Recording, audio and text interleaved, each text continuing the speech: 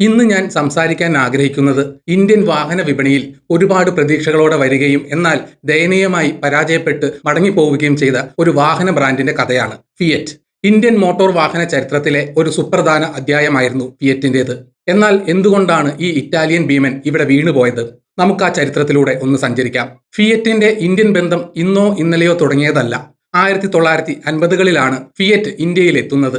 Premier automobiles limited എന്ന കമ്പനിയുമായി സഹകരിച്ചാണ് അവർ വാഹനങ്ങൾ നിർമ്മിച്ചു വിറ്റിരുന്നത്. നമ്മുടെയെല്ലാം ഓർമ്മകളിൽ മായാതെ കിടക്കുന്ന ഒരു പേരുണ്ട്, പ്രീമിയർ പത്മിനി. യഥാർത്ഥത്തിൽ ഇത് ഫിയറ്റ് 1100 മോഡലിന്റെ ഇന്ത്യൻ പതിപ്പായിരുന്നു. മുംബൈയിലെയും ഡൽഹിയിലെയും ടാക്സികളിൽ ഈ വാഹനം ഒരു കാലത്ത് നിറഞ്ഞു നിന്നു. മികച്ച ബിൽഡ് ക്വാളിറ്റിയും റോഡിലെ പ്രകടനവും കൊണ്ട് പത്മിനി ഇന്ത്യക്കാരുടെ പ്രിയങ്കരമായി. ഒരു ഘട്ടത്തിൽ ഫിയറ്റ് ഒരു ബ്രാൻഡ് എന്ന നിലയിൽ രാജ്യത്ത് ആഴത്തിൽ വേരൂന്നി. 1990കളുടെ അവസാനത്തിൽ ഉദാരവൽക്കരണം വന്നപ്പോൾ ഫിയറ്റ് സ്വന്തമായി ഇന്ത്യയിൽ ചുവടുറപ്പിക്കാൻ ശ്രമിച്ചു. ഈ സമയത്ത് അവർ പ്രീമിയർ ഓട്ടോമൊബൈൽസ് ലിമിറ്റഡിന്റെ സഹായത്തോടെ പുറത്തിറക്കിയ ഒരു മോഡലാണ് ഫിയറ്റ് യൂനോ. യൂനോയ്ക്ക് ലഭിച്ച പ്രതികരണം ഞെട്ടിപ്പിക്കുന്നതായിരുന്നു. ലോഞ്ച് ചെയ്ത് വെറും 3 മാസത്തിനുള്ളിൽ യൂനോയ്ക്ക് ലഭിച്ചത് 3 ലക്ഷത്തിലധികം ബുക്കിംഗുകളായിരുന്നു.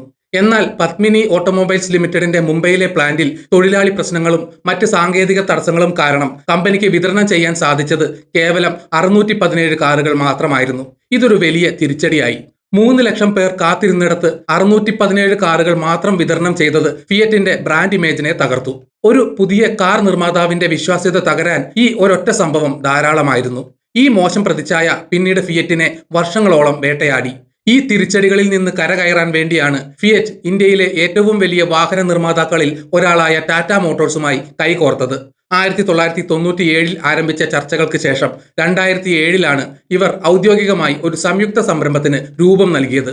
ഫിയറ്റിന്റെ സാങ്കേതിക വിദ്യ ഉപയോഗിച്ച് ടാറ്റ കാറുകൾ നിർമ്മിക്കുക, 2 കമ്പനികളുടെയും കാറുകൾ വിൽക്കുന്നതിനായി പൊതുവായ ഡീലർഷിപ്പ് ശൃംഖല സ്ഥാപിക്കുക, ടാറ്റയുടെ വലിയ സർവീസ് ശൃംഖല ഫിയറ്റിനും പ്രയോജനപ്പെടുത്തുക, പൂനെയിലെ രഞ്ജൻഗാവ് പ്ലാന്റ് 2 കമ്പനികൾക്കുമായി ഉപയോഗിക്കുക, ഇതൊക്കെയായിരുന്നു ലക്ഷ്യങ്ങൾ. ഈ കൂട്ടുകെട്ടിലൂടെയാണ് ഫിയറ്റിന്റെ ഏറ്റവും ജനപ്രിയ മോഡലുകളായ ഫിയറ്റ് പുന്തോ, ഫിയറ്റ് ലീനിയ എന്നിവ ഇന്ത്യൻ വിപണിയിൽ എത്തിയത്.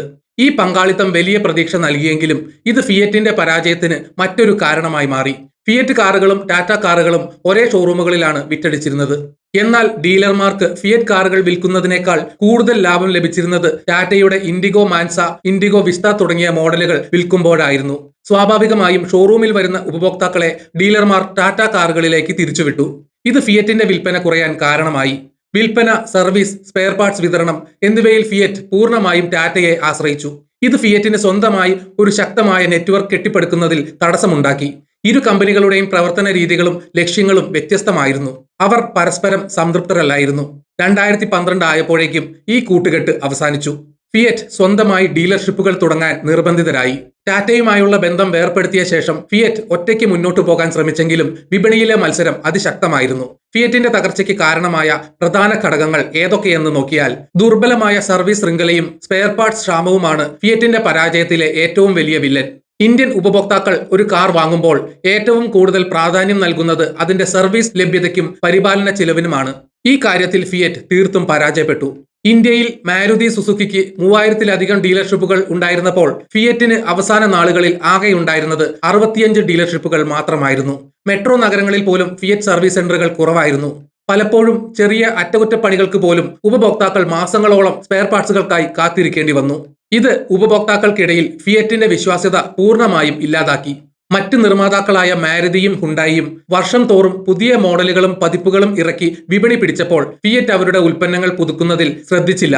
ഫിയറ്റ് 15 വർഷത്തിനിടയിൽ ആകെ 4 പ്രധാന മോഡലുകൾ മാത്രമാണ് പുറത്തിറക്കിയത്.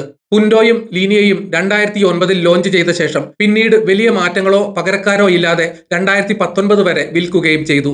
മറ്റ് ബ്രാൻഡുകൾ പുതിയ സാങ്കേതിക വിദ്യകളും രൂപകൽപ്പനകളും കൊണ്ടുവന്നപ്പോൾ ഫിയറ്റിന്റെ ഉൽപ്പന്നങ്ങൾ കാലഹരണപ്പെട്ടതായി തോന്നി. ഇന്ത്യൻ വിപണിയിൽ പ്രത്യേകിച്ച് ബഡ്ജറ്റ് കാർ വിഭാഗത്തിൽ ഇന്ധനക്ഷമത ഒരു പ്രധാന ഘടകമാണ്. ഫിയറ്റ് കാറുകൾ അവയുടെ മികച്ച ബിൽഡ് ക്വാളിറ്റിക്കും മികച്ച ഡ്രൈവിംഗ് അനുഭവത്തിനും പേരുകേട്ടവയായിരുന്നു. എന്നാൽ പാലിയോ, ലീനിയ തുടങ്ങിയ മോഡലുകൾക്ക് എതിരാളികളെ അപേക്ഷിച്ച് ഇന്ധനക്ഷമത കുറവായിരുന്നു.